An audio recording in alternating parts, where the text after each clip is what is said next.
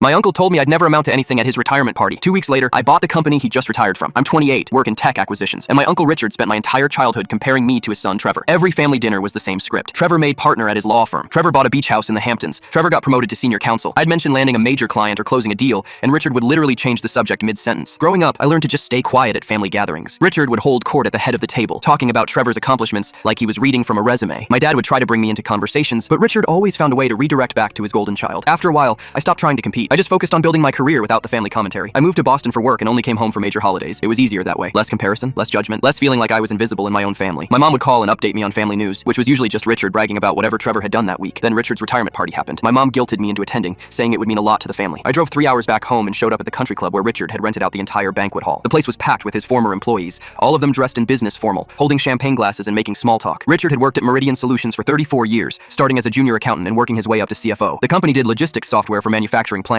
Not exciting, but profitable. He'd spent the last decade running the finance department, and apparently everyone loved him. The walls were covered with photos of Richard at company events, Richard receiving awards, Richard shaking hands with clients. His speech started normal enough. He thanked the company, thanked his colleagues, talked about the relationships he'd built over 3 decades. People clapped at the appropriate moments. Then he started talking about legacy and what it means to build something meaningful with your career. He said some people understand the value of hard work and commitment. That's when he looked directly at me, standing near the back with my mom. He smiled, but it wasn't friendly. Some people build empires, he said, pausing for effect. Others just drift through life, never really committing to anything substantial. His colleagues laughed nervously. A few people turned to see who he was looking at. My mom stared down at her plate of half-eaten chicken. I just stood there holding my drink, feeling every eye in the room on me. What Richard didn't know was that I'd been in acquisition talks with Meridian Solutions for 3 months. The owners, 2 brothers in their 70s, wanted to sell and retire to Florida. They'd been planning this for over a year, but kept it completely quiet because they didn't want to spook employees or clients. They especially didn't want Richard to know before his retirement party because he'd make the whole thing about himself. I'd structured the entire deal through my firm's holding company. My name never appeared on any of the preliminary paperwork, just corporate entities and lawyer signatures. The brothers knew who I was, obviously, but to everyone else at Meridian, including Richard, the buyer was just some anonymous investment group from Boston. The due diligence took forever. Financial audits, operational reviews, client contract assessments. I spent weeks going through every aspect of the business, making sure the numbers worked. The brothers wanted 12 million. I negotiated down to 10.5 with performance earnouts if certain metrics hit over the next 2 years. We scheduled the closing for the week after Richard's retirement. The timing was deliberate. The brothers wanted him fully transitioned out before the announcement. They said Richard had a tendency to insert himself into decisions that weren't his to make, and they wanted a clean break. The sale closed on a Tuesday morning. Signatures, wire transfers, handshakes. I officially became the owner of Meridian Solutions at 9:47 a.m. My first order of business was scheduling a walkthrough of the facility to meet the department heads and start planning operational changes. I showed up Thursday afternoon, dressed in a suit, wearing my new company badge. The receptionist seemed confused about who I was, but let me through when I explained I had meetings scheduled. I was walking through the main hallway, heading toward the executive offices, when I saw Richard coming from the other direction. He was in jeans and a polo shirt, way more casual than I'd ever seen him. He told me he'd stopped by to pick up a plaque from his old office, something they'd forgotten to give him at the party. Then he noticed my badge. His eyes focused on the text underneath my name, owner and CEO. His face went completely white, all the color draining out in about 2 seconds. His mouth opened and closed, like he was trying to form words that wouldn't come out. I looked at him and said, "Some people buy empires, Richard. Others just retire from them."